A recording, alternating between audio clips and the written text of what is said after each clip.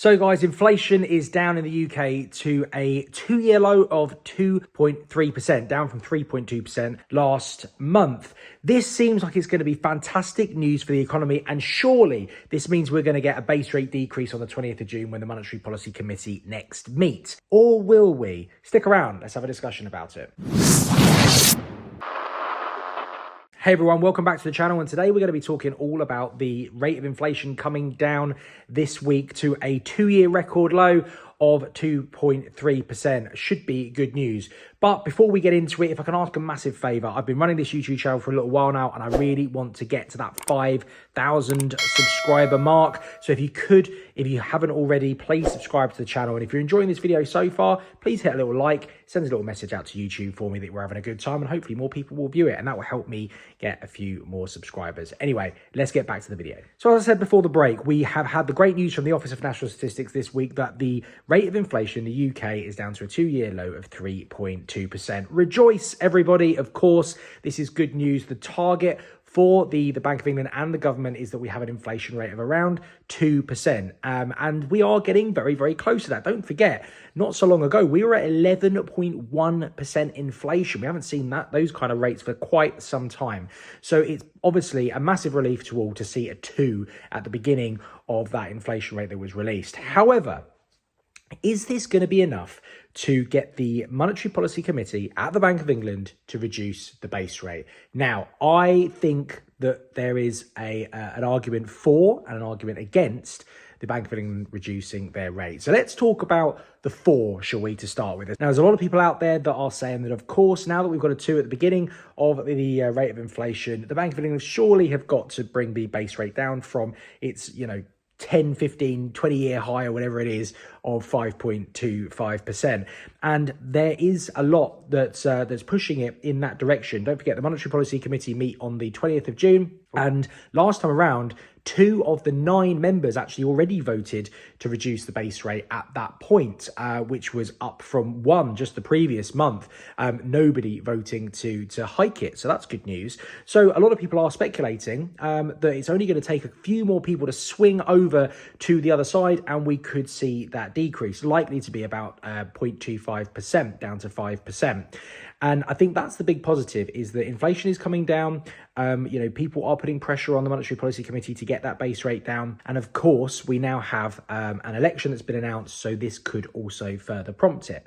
I will cover that on another video. So they're the kind of that's what's sort of pushing me to think that maybe it might do. But if I'm honest, there seems to be more that's suggesting that more evidence suggests that we won't actually see the base rate come down, and here's why.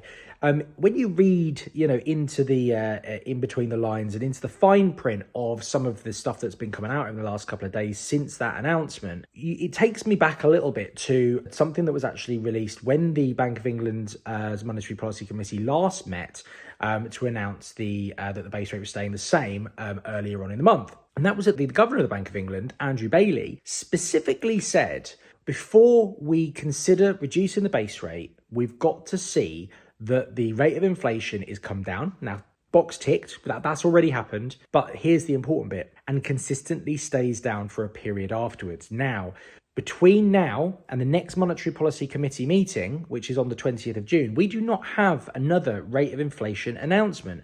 So it would be impossible for us to know officially where the rate of inflation actually is. So as much as it's come down, there's no evidence just yet, or there won't be evidence by the time the Monetary Policy Committee meet next time, that there actually is going to that this is consistently staying low. Now, between that Monetary Policy Committee meeting on the 20th and the next one, it's a 5-week gap to the 1st of August, we will have 2 Office of National Statistics announcements on the rate of inflation, which hopefully will stay at around the same rate, or maybe even head further towards that 2% target. Many are speculating that it's actually going to go back up, which could mean that we end up not even getting that base rate decrease in August. But that's kind of what was announced. So for me, if you follow what the governor is saying, we're not going to see a base rate decrease in June. I'm not saying we're not, but just based on what we have previously seen. Now, the other thing that's pushing me in the direction of thinking that the base rate won't come down on June the 20th is that we were actually anticipating that the rate of inflation was going to be lower. The Bank of England themselves were speculating, or they had believed it was going to be as low as 2.1%. Now, you might be thinking, Sam, okay, it's only 2 basis points difference. Come on. But it's still a difference. And the fact that the rate of inflation didn't come down to what the Bank of England thought it was going to be could be the difference between some of those Monetary Policy Committee members voting to keep it the same or to lower it. And as we know, at the moment, it's heavily in favour of keeping it in terms of the last vote. So who knows what's going to happen as a result. Also, the rate of real inflation, as I call it, which basically is the rate of inflation taking away some of the more volatile aspects such as food and energy, also didn't come down. I can't remember offhand. I think it's down. It was down to 4.9%, but they were predicting, or they were assuming it might come down, but a little bit more than that. So with that in mind, that coupled with what we already know from what I've just said, that was issued by Andrew Bailey after the last Monetary Policy Committee vote, is kind of pushing me towards thinking that we're not going to get that base rate decrease.